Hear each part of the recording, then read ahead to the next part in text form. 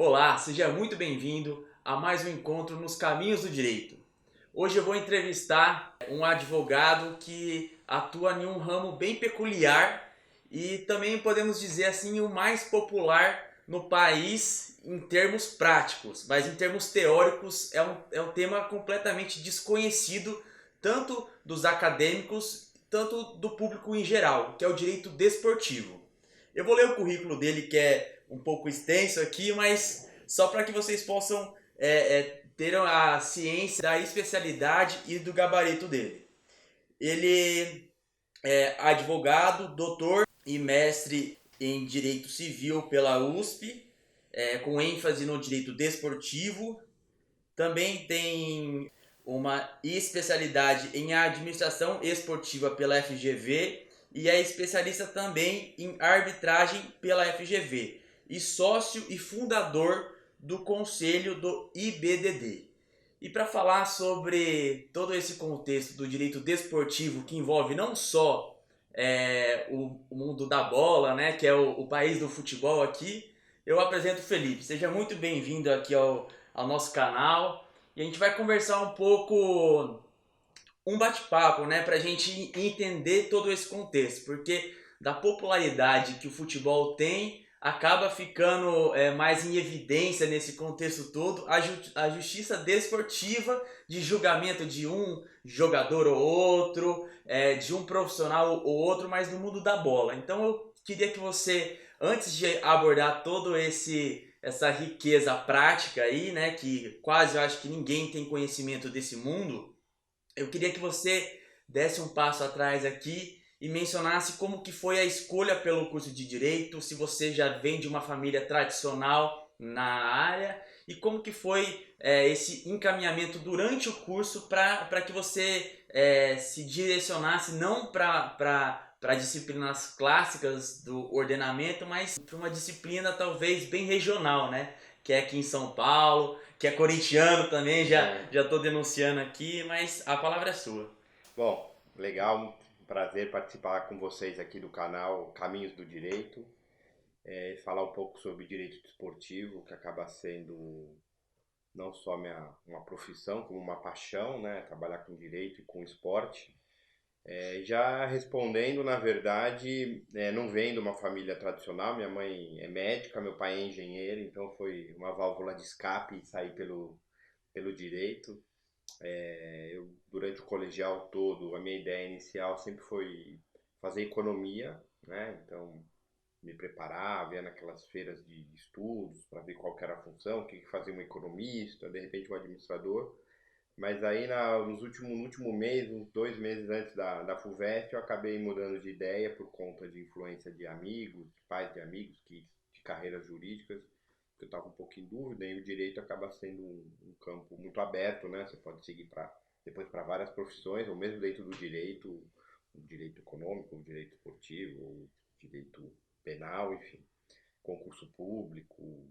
É um leque muito É grande, um né? leque muito grande, né? Muita gente na faculdade não vai ser advogado aqui. A maioria vai para o caminho, né? Uns 50% para o caminho da advocacia, mas depois tem muita gente que acaba até fazendo outra faculdade, ou é a segunda faculdade de alguém. E eu acabei na última hora, na hora de fazer o X ali no formulário, escolhendo direito. E fui muito feliz. Primeiro porque a faculdade me acolheu muito bem.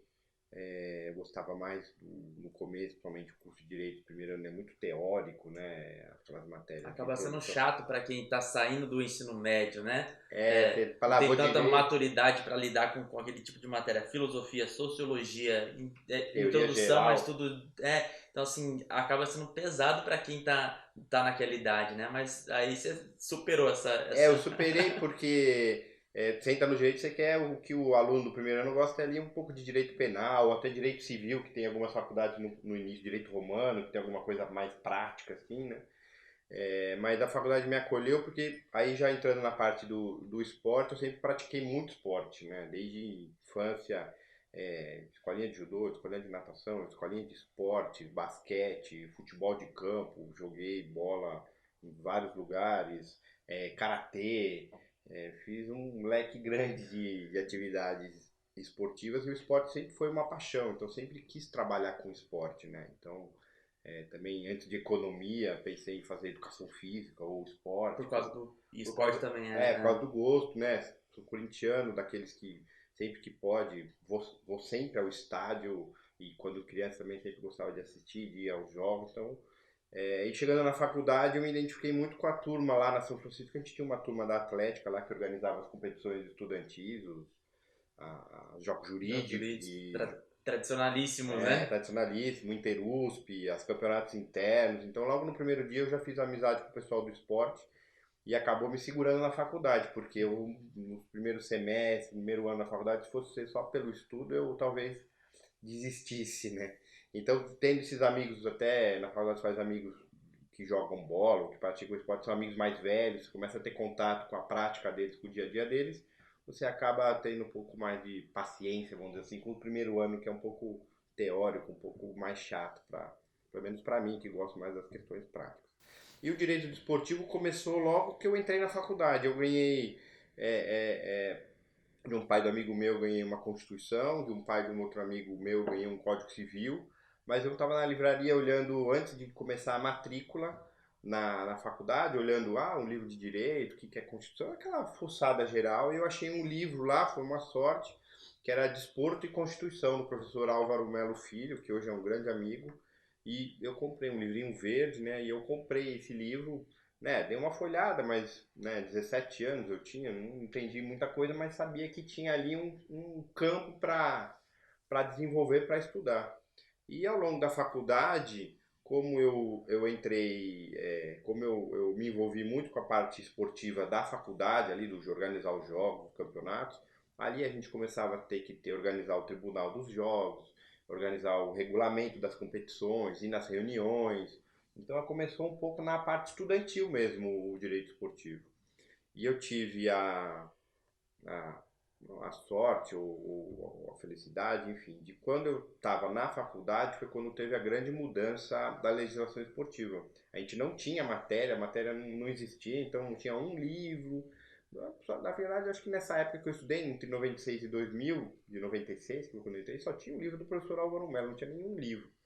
Mas em 98 foi quando veio a Lei Pelé, né? Então, em março de Que já 98, deu uma virada que a Lei Pelé ela veio, na verdade, grande parte, ela é uma cópia da Lei Zico de 93, mas enfim, é uma lei geral do esporte, mas ela trouxe dois grandes pontos que aí explodiu o mercado de esporte, de negociação, de advogados e o interesse também da academia pela matéria, né? Isso também começou a fazer parte. Quando a Lei Pelé em 98 acabou com o passe, né? Que era o vínculo que o atleta tinha, terminava o contrato de trabalho com o clube, o atleta permanecia vinculado, ele não podia ir jogar em outro clube se não tivesse uma negociação.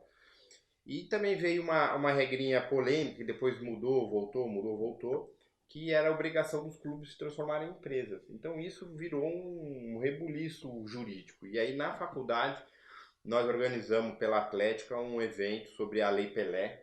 E foi um evento assim, organizado pelos alunos, pela Atlética, trouxemos o professor Álvaro Melo, veio o professor de Portugal, veio o professor de Santa Poxa, legal. Catarina. A gente foi vendo quem que existe também, o pessoal hoje em dia é fácil, mas na época mal tinha internet, né? Quem tinha internet era aquela discada e olhe lá, não tinha o Google, não tinha nada disso, né, para achar as coisas. Facilidade, mas Então, conseguiu montar um evento um que evento. hoje seria um evento grandioso também para a área, né? Sim, sim. Então, aí a gente organizou esse evento e o auditório na faculdade ficou lotado, 200 pessoas, convidamos o professor da casa, e aí começou ali uma semente do IBDD.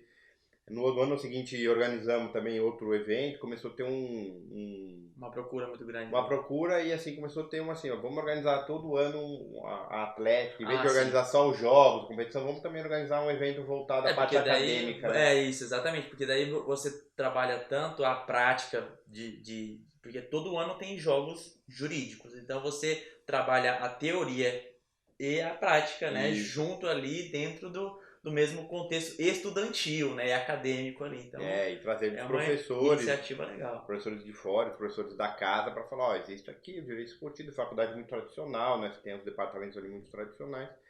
E aí eu me formei em 2000, né, avançando um pouco na trajetória, me formei no ano de 2000. E esse núcleo nosso que organizava esses eventos também se formou ali em 2000, 2001, 99. A gente resolveu organizar um instituto para fomentar o direito esportivo, que foi o IBDD, Instituto Brasileiro de Direito Esportivo, que foi fundado no primeiro semestre de 2001. Existe até hoje, e a partir daí, de tendo um instrumento fora da faculdade, tendo um instituto, a gente começou a organizar cursos, pós-graduação, tem a Revista Brasileira de Direito Esportivo. Que já tá no 29º, né? Agora de cabeça eu não Mas sei, tem mas já. Eu entrei no site, porque quando você vai fazer uma entrevista, né? Para quem que tá aqui no canal e vai ver outras entrevistas, é fácil você entrevistar pessoas que atuam nas disciplinas clássicas, né? Direito penal, direito civil. Agora você vai conversar com alguém do direito desportivo, aí você, não, deixa eu procurar dar uma estudada nesse contexto para não ficar sem assunto também, né? E aí eu vi que é uma iniciativa muito boa que veio lá atrás, como você mesmo ressaltou, em 2001, que é de fomentar tudo e propagar isso também dentro das próprias faculdades, né? Porque você está falando a nível de São Paulo, falando de campeonato estadual, né? É o mais competitivo, é onde tem mais clubes, é onde tem muito mais atletas, né? Esse eixo Rio-São Paulo. Acaba que muitas vezes leva esse contexto só para esses grandes centros. E aí eu vi também que o último simpósio, salvo engano, que foi no Paraná agora, né? Em agosto. E aí você leva também para outros estados da federação. Eu sou de Campo Grande, Mato Grosso do Sul. Lá não tem nenhum clube tradicional, não tem nada que você possa falar assim, olha, tem alguém que escreve sobre o tema, tem alguém que toma a frente ali. Então você acaba que você se restringe ao eixo Rio-São Paulo, no máximo ali Minas. E aí eu queria que já passando para essa segunda fase aí que você mencionou da criação do IBDD, que você falasse desse universo todo, né? A gente está falando muito do mundo da bola, né, do futebol, mas eu queria que você falasse também de outros esportes e dentro desse contexto também que você falasse de algum outro atleta que você tenha conhecimento que gosta de propagar esse mundo também, mundo legal no sentido de lei. Mas agora, com o passar dos anos aí, é tudo legalizado. Você mesmo mencionou que o clube é uma empresa, então assim, você tem organização societária, você tem contrato do atleta, você tem direito de imagem, então é uma área em que pese o nome ser desportivo, ser algo mais popular, dizendo assim, mas envolve inúmeras matérias do direito, até mesmo o direito econômico, né? bom, vamos lá. Falamos bastante assunto. Só um adendo. O clube hoje não é empresa, né? O que veio ali, ele obrigou, depois desobrigou. O que existe hoje, existem alguns clubes empresas, e aí são clubes que já nascem no formato de empresas, com donos fixos. E existem os clubes mais tradicionais que eles continuam ainda na formatação associativa, com a sociedade sem fins econômicos, mas que precisam ter uma gestão como se de empresa fosse, Sim. porque os valores envolvidos aí São- de centenas de milhões, né? Você pega os principais aí do país, então eles não dá para ser uma administração muito amadora, senão não funciona.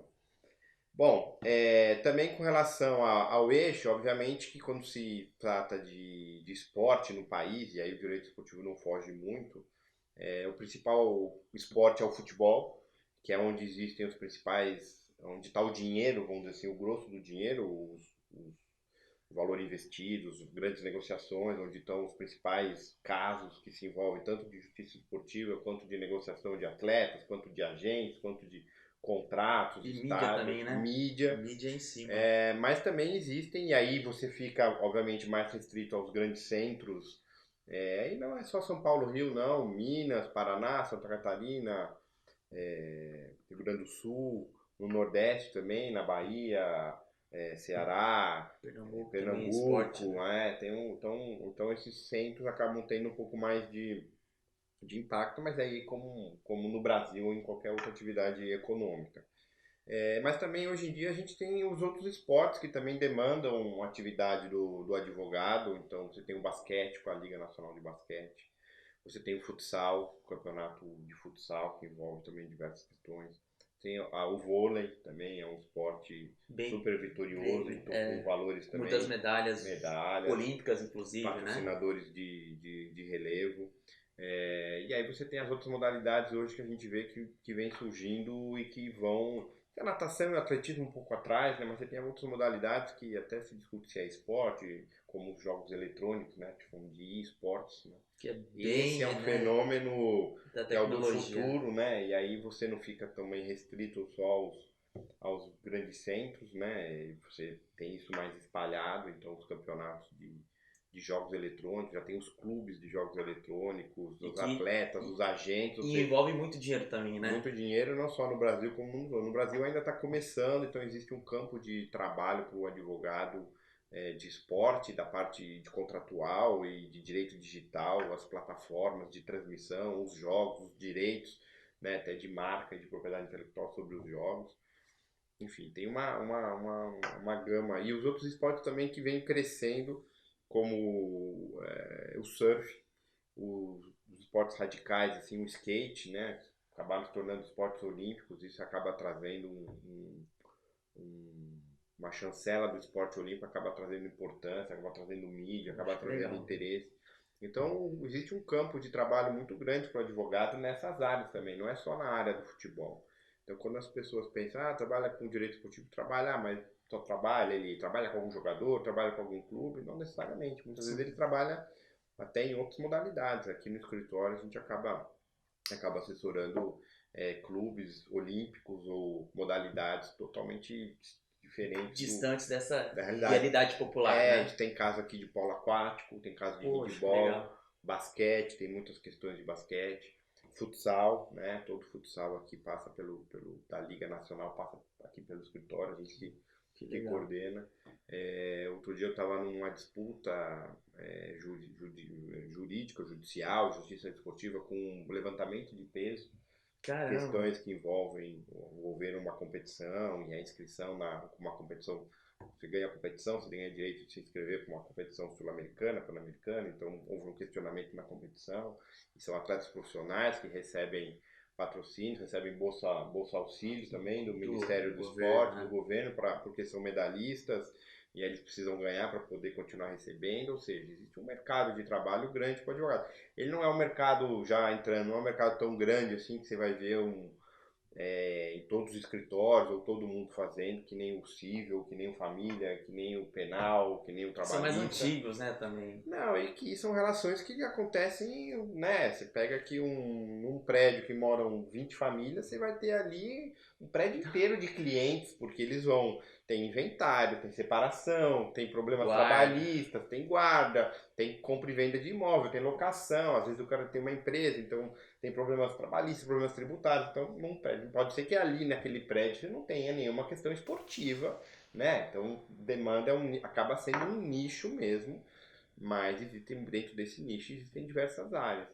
E aí também te respondendo sobre as áreas, né, o direito desportivo, o que acaba sendo um pouco difícil para as faculdades entenderem e para que os profissionais sejam muito especializados, que ele acaba sendo um ramo, a gente fala, híbrido, né?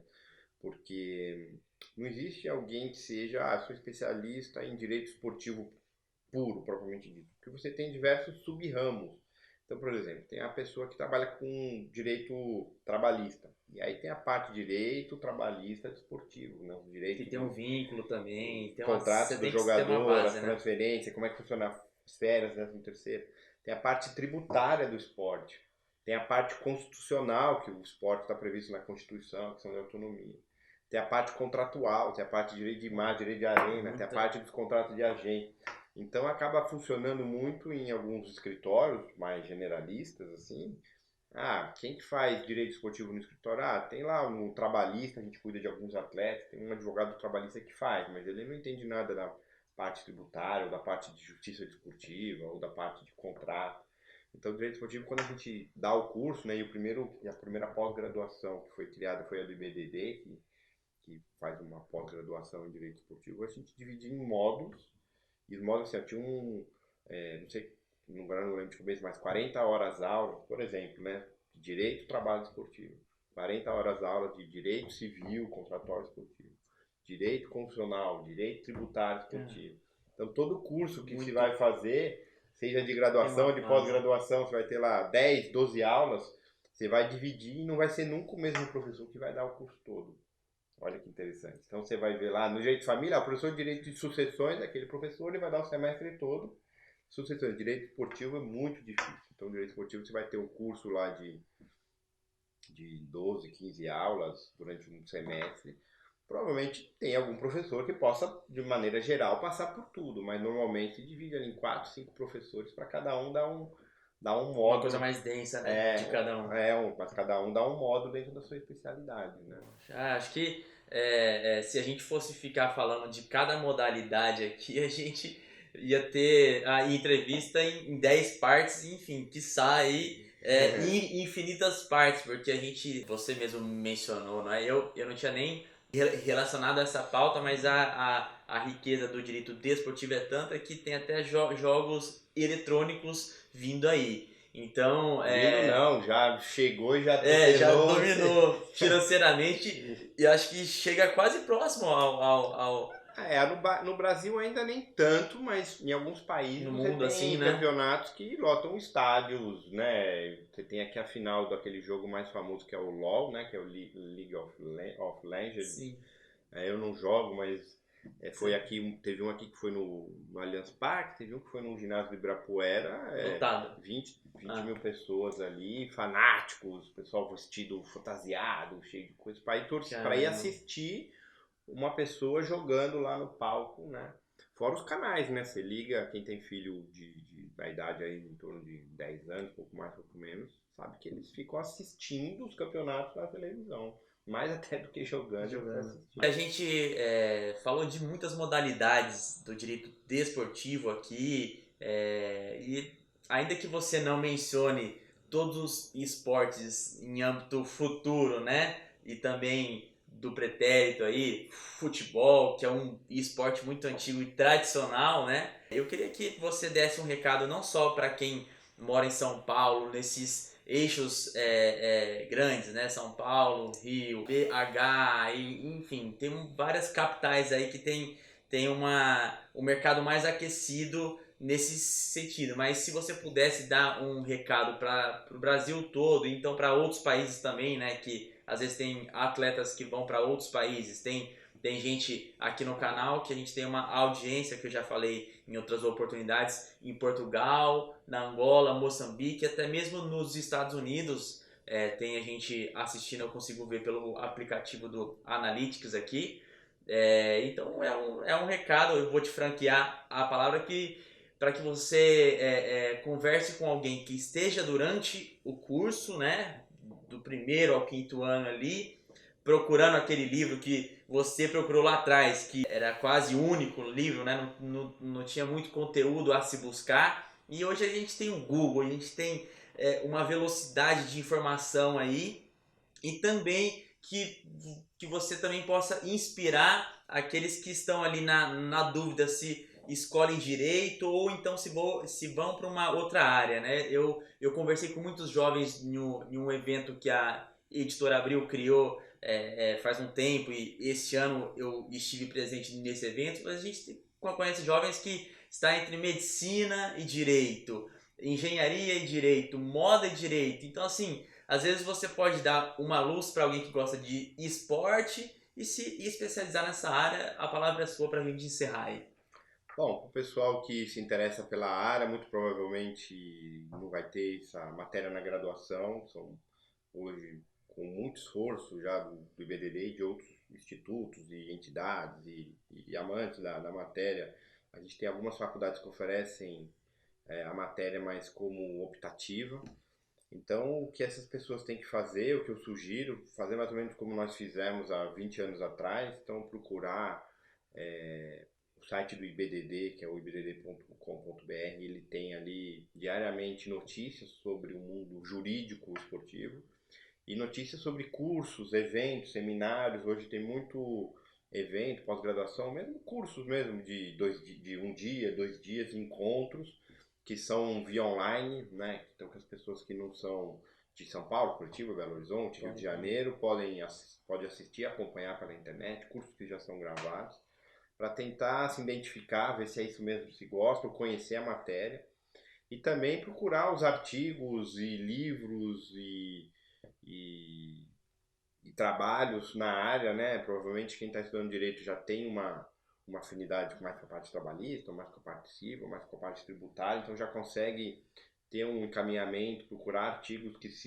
sejam próximos à sua área de trabalho, de estágio ou de estudo, ou enfim, de interesse, para tentar entender como funciona e de repente começar a trabalhar no mercado, né? A gente começou a trabalhar ainda na época da faculdade com isso, mas muito também porque fomos atrás, fomos fazer o mestrado na USP, não existia, então a gente fez na cadeira de Direito Civil e escrevemos sobre esporte, sobre o contrato de imagem do atleta, então a imagem é na área civil, mas escrevi sobre o esporte. Específico, né? O doutorado escrevi sobre o contrato de agente, então dentro da parte contratual, o contrato de agente. Tem gente que fez na parte trabalhista e aí escreve sobre o contrato de jogador, enfim. Então começar a procurar os eventos no site, curso, tem bastante informação hoje em dia, tem bastante...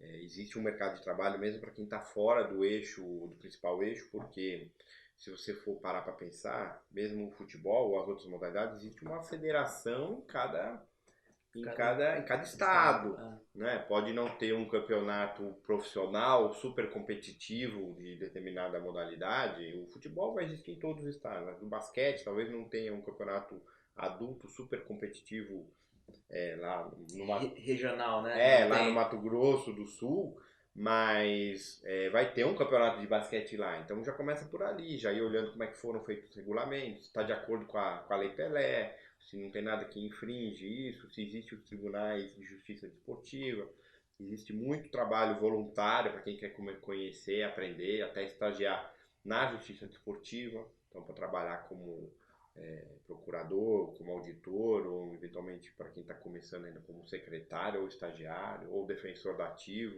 então começar a ter contato com os atletas mesmo e com a justiça desportiva. Então existe um mercado de trabalho que ainda é um nicho, né? Ainda é um nicho, mas ele tem crescido ano a ano porque as pessoas estão vendo a necessidade de ter uma assessoria profissional, uma assessoria de gente capacitada e que entenda não só da área geral, mas da área específica da legislação esportiva.